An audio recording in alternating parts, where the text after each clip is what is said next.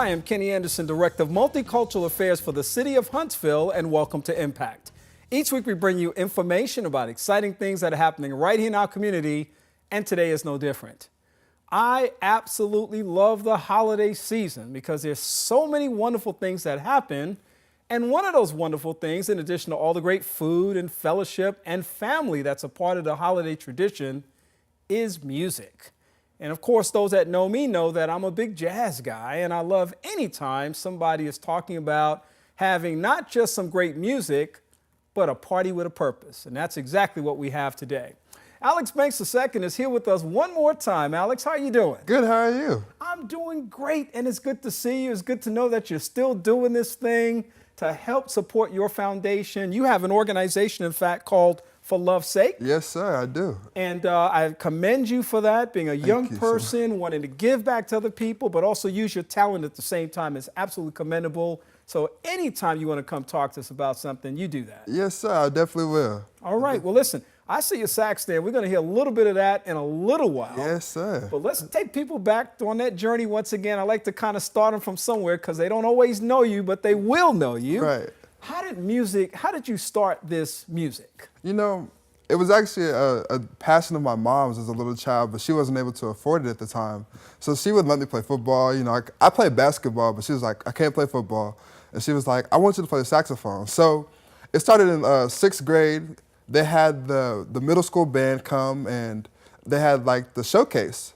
So the band director gave the saxophone guy a solo.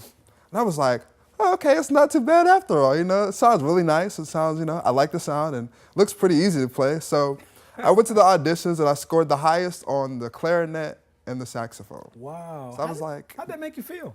you know, I was like, oh, okay, I guess it's kind of meant for me to play saxophone. It's, you know, everything's lining up. You know, my mom wants me to play. You know, I scored the highest, so I guess I'll pick it out. Wow. Was there anything in you at that time that just said, music is what I want to do, I want to play? Were you exposed to music? What was happening with you personally? You know, I mean, I've always been musically inclined since a young age. So, I mean, I've always liked to pick around the piano, you know, bang on the drums, you know. As a little kid, you know, just, you know, try to pick out songs. So I've always loved music, but I think at that moment I was like, I have an interest in music, you know, I have an interest. And then that interest developed into a passion to do more with just, you know, just in play. Yeah. I want to actually make an impact with my music. Yeah, well, that's a cool thing too. You know, some people play their instrument just for the fun of it. Right. Some people play it because it's their livelihood. Right. And we see a whole range of opportunity as far as that's concerned. I know that over the last few years, you've been developing your craft. You've had a chance to play in some amazing venues, haven't you? Yes, sir, I have. I have. And we've been honored to have you as a part of our Jazz in the Park event yes, for a couple of years. Thank you for having me for those both years. I really enjoyed it. Yeah. I did. Yeah, what was it like, or what is it like to be on that stage? Because as a promoter of these kinds of things, of course, I love just being up on the stage and welcoming people to the park and stuff like that. But then I see the setup. I see all the instrumentation. I've been to the sound check. Right. It sounds really good. It feels really good. What's it like to be the musician on stage in front of a large group of people like that? You know, for me, it's nervous. Every time before I blow my first note, I am nervous. I'm nervous. So after my first note, it's like, all right, it is what it is. We're going to go for it. Do you think it's a natural nervousness? Because I'm a speaker and I'm nervous every time I speak too. People say they can't believe that. Right. But for me, I feel that nervousness every time I get ready to speak. You feel it before you play. Right, I do. And it's not a bad nervousness. It's like, you know, I want to put on the best show that I know we prepared for. Yeah. And you're hoping that you won't let the audience down and disappoint them. So really you're kind of putting a little pressure on yourself. Right. Yeah. Yes, sir. Yeah. Well, that's a pretty cool thing. And so I know you're preparing for this amazing event that you are now doing every year. This is your 5th year, I believe? You know, it's actually my 7th year. Seventh year. I lost a couple of years.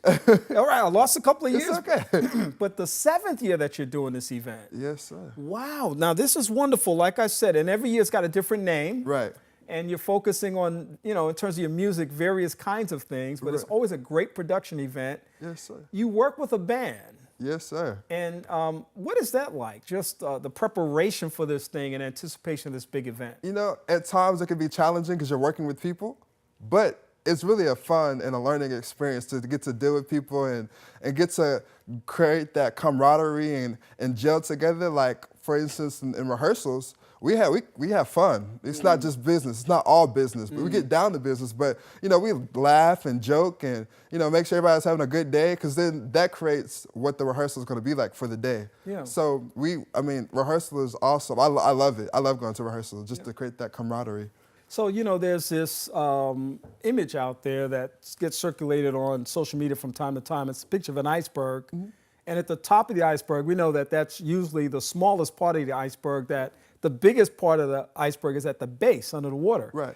And so they show at the top the performance, and at the bottom, where the bigger part is, they show the rehearsal. Right. Is that pretty much? Oh, you know what? That is so true. That's so true, because you're a different person in rehearsal. You have to be stern. You know, as it relates to like the performance, we get to have fun, but we have to make sure that we have a format to our fun. We just can't get up there and just be like, oh, let's go play this today. Like, we make sure we have a format. We have some things that maybe not rehearsed to the audience is rehearsed to us. There's some impromptu, but there's a lot of things that we do on stage that we rehearse and practice so that it can look like it's impromptu. Right, and that practice makes it look very natural. Right. Because you're able to gel together. And the other part of that image that's always striking to me is that we celebrate success at the top, and we forget how much effort and investment is put into making sure that when those people walk into that door, like you said, they're going to get the best possible show that they can get. Right. Yes, sir. Yeah. And you obviously seek to do that on a consistent basis. So you've got this event. It's called A Jazzy Little Christmas. Where'd you get the name from? You know, it was a catchphrase, because I was like, oh, have yourself a Merry Little Christmas. I was like, nah, have yourself a Jazzy Little Christmas. So that's how it came, you know. Yeah. And people ask me sometimes, why do I always change the name of the show?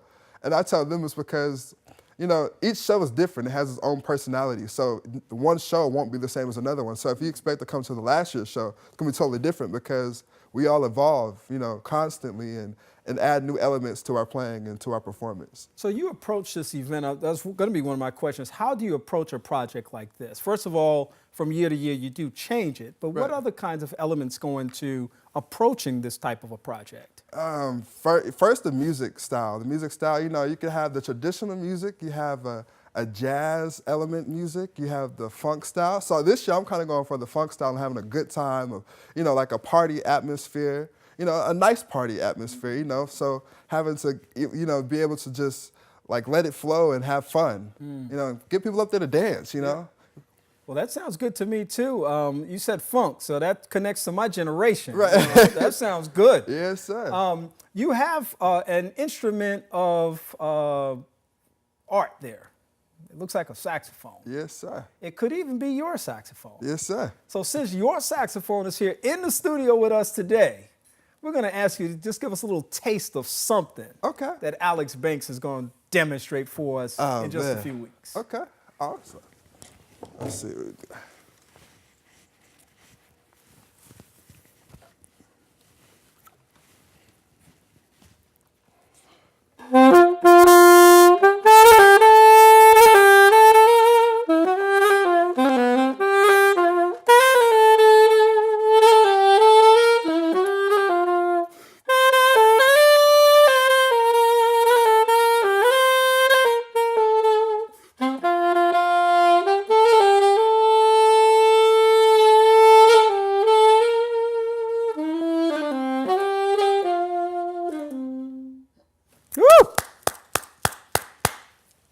Alex Banks II and crew are going to be putting in work in just a little while. In fact, I got two of the hottest tickets in town right now. Yes, sir. And I hope that you guys will come out and be a part of this event and celebrate this process as well.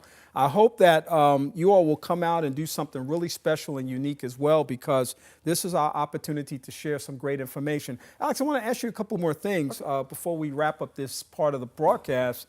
You know, coming together as a team is not an easy thing. As you said earlier, there are always the challenges of working with people who are different in so many different ways, but somehow you work together, you practice, you invest in that, you come together.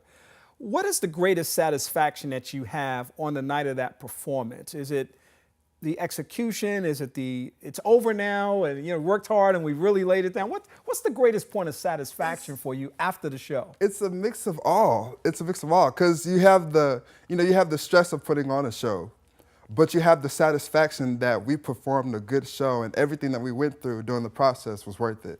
So it's really a mix of everything, and that that the people that were there, they enjoyed it and they want to come back next year. Yeah, and I think that's interesting that you said that because you do have repeat performers or repeat returners. Right. People, you have repeat performances in terms of you guys coming back year after year, but you come back in a different way.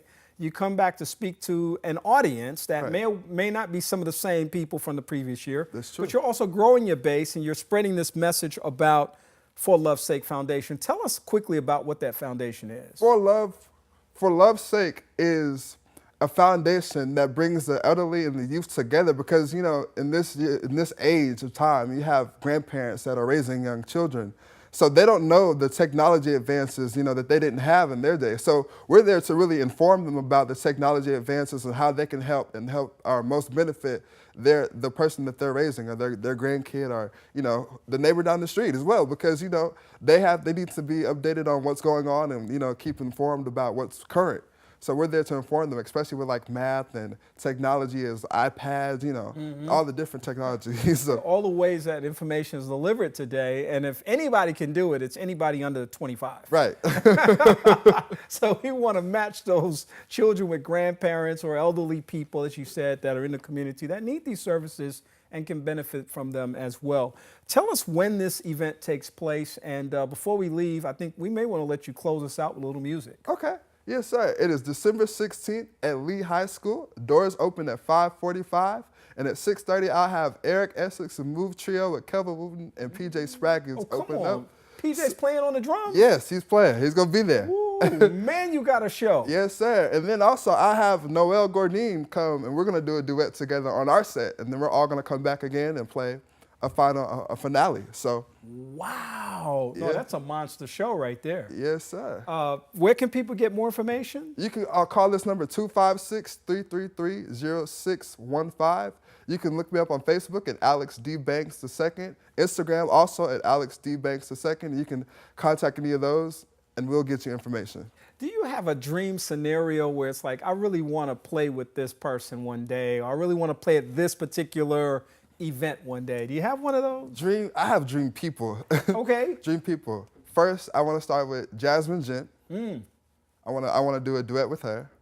And then I want to do a duet with Kirk Whalum. Oh, nice. Right. Then I want to do one with the master of autism, as I call him, Joel Albright. Oh, look out now.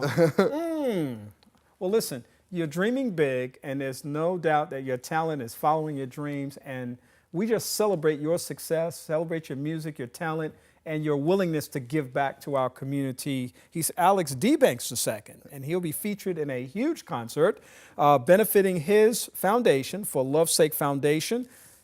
I got two of the hottest folks right here. Yes, sir. And I want to see you there as well on December 16th. December 16th. Make sure you put that on your calendar. Alex, always good to see you, man. Yes, sir. Always good to see you, too. I'm going to say something real quick, and then I'm going to let you play us out real quick with just a little short something. Okay.